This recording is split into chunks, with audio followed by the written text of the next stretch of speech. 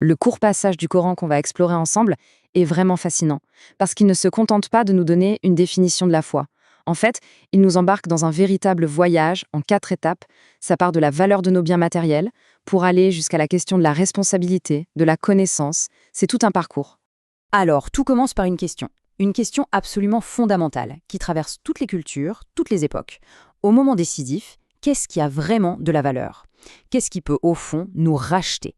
Le passage s'ouvre sur une réponse qui est à la fois surprenante et, disons-le, assez radicale.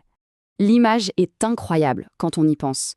Il faut imaginer pas juste une poignée d'or, mais la planète entière, toute la Terre transformée en or.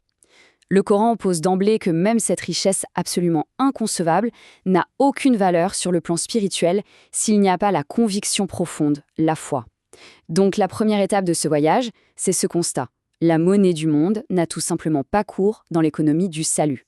Ce tableau, il résume parfaitement ce changement de perspective. Le texte opère un basculement complet de ce qui a de la valeur. Il ne s'agit plus de ce qu'on possède à l'extérieur, comme l'or, mais de ce qu'on cultive à l'intérieur, la sincérité du cœur, la soumission à une vérité qui nous dépasse. La valeur n'est plus du tout transactionnelle, elle devient existentielle. D'accord. Si l'or ne marche pas, alors c'est quoi l'alternative? Comment est-ce qu'elle se manifeste concrètement, cette fameuse monnaie spirituelle? C'est là qu'on arrive à la deuxième étape de notre voyage. On passe de ce qui est rejeté à ce qui est au contraire requis. Et voilà la clé. La réponse, ce n'est pas simplement de donner. Non, c'est de donner de ce que l'on aime. La nuance est énorme. Il ne s'agit pas de se débarrasser de son surplus, de ce qui ne nous coûte rien. C'est un test, un véritable test de notre attachement. L'acte de donner, ici, devient la preuve même de la sincérité du cœur. Et pour bien saisir toute la portée de ce verset, il faut comprendre ce mot, bir. Ça ne veut pas juste dire être gentil.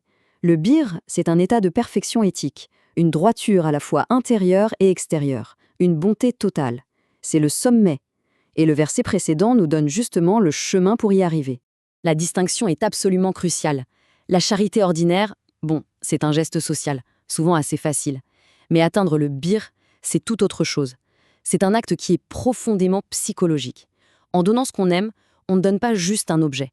On sacrifie une partie de son propre attachement, de son propre ego. C'est un vrai test intérieur. Finalement, le but, c'est une forme de libération. Il s'agit de purifier cette relation qu'on a avec le monde matériel, de se libérer de l'emprise des possessions pour que le cœur, lui, soit vraiment libre. Voilà la conclusion de la première partie du voyage. La foi se prouve par le détachement. Bon, maintenant que la foi a été définie sur un plan personnel, intérieur, le passage va élargir la perspective. Le voyage devient collectif, historique. La question, c'est de situer cette foi, purifiée, dans le grand récit des traditions religieuses. Ici, le texte aborde un débat théologique bien précis sur les lois alimentaires. Mais l'enjeu est bien plus large. Ce qui est suggéré, c'est que certaines règles ne sont pas d'origine divine, mais sont des traditions humaines qui ont été ajoutées au fil du temps. L'invitation est donc très claire, il faut remonter au-delà de ces ajouts pour retrouver une foi plus originelle, celle d'Abraham. L'argument se déroule en 3 temps. D'abord, il s'agit de faire la part des choses entre ce qui est divin et ce qui est humain dans la tradition. Ensuite, se méfier d'un formalisme qui risque de vider la foi de son esprit. Et enfin, et ça c'est le point central, retrouver l'essence, le noyau commun, universel de la foi monothéiste. C'est là qu'intervient le concept de Hanif. C'est l'idéal vers lequel le texte nous oriente. Être Hanif, ça veut dire incarner cette foi primordiale d'Abraham. Un monothéisme pur, une soumission directe à Dieu, bien avant les constructions dogmatiques et les divisions historiques. C'est un appel à retrouver la source. Alors, après avoir purifié la foi sur le plan personnel et l'avoir située dans l'histoire, le passage va maintenant lui donner un ancrage physique. Si cette foi est universelle, est-ce qu'elle a un centre de gravité quelque part sur Terre ?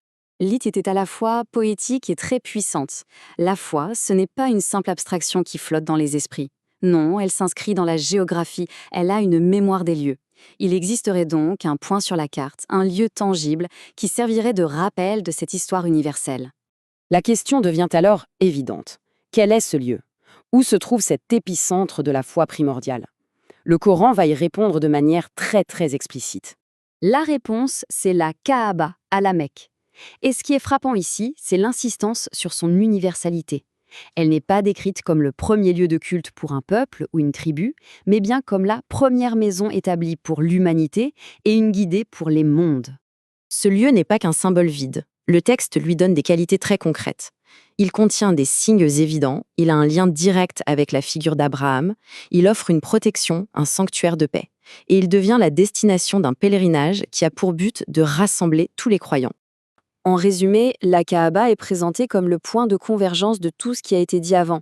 C'est l'ancrage physique de cette foi primordiale d'Abraham, un lieu de mémoire, de paix et de rassemblement qui matérialise l'unité et l'universalité du message. Et nous voilà arrivés à la dernière étape de notre voyage. Après avoir tracé ce chemin si clair vers une foi purifiée, universelle, le ton change. Le passage se termine par une confrontation directe, un avertissement très sévère lancé à ceux qui connaissent le chemin mais qui choisissent de le brouiller. Le texte pose 2 questions rhétoriques qui sont de véritables accusations. La première, elle concerne le déni personnel de la vérité. Mais la seconde est bien plus grave. Elle vise ceux qui non seulement nient pour eux-mêmes, mais qui en plus s'efforcent activement d'égarer les autres, de compliquer un chemin qui se veut simple. C'est vraiment le point culminant de l'argumentation. Le plus grand obstacle à la foi, d'après ce passage, ce n'est pas l'ignorance, c'est la connaissance utilisée à mauvais escient. C'est l'acte de prendre une vérité et de la tordre intentionnellement pour semer la confusion. C'est une question de responsabilité, à la fois intellectuelle et morale. Cette phrase finale est terrible. L'expression « cherchant à le rendre tortueux » décrit une perversion totalement délibérée. Et les mots « alors que vous êtes témoin » viennent souligner que cet acte est commis en pleine conscience, ce qui en fait une trahison de la connaissance elle-même. Et c'est comme ça que se termine notre exploration. Elle a commencé par un test de détachement personnel, elle a continué par une quête de la source historique, elle a trouvé son centre dans un lieu universel, et elle s'achève sur cette interrogation vertigineuse. Le passage ne nous laisse pas avec une certitude tranquille, mais plutôt avec une question ouverte. Une fois qu'on a vu le chemin, quelle est notre responsabilité? Celle de le clarifier pour les autres, ou le risque de le rendre nous aussi tortueux? C'est la réflexion sur laquelle ce texte nous laisse méditer.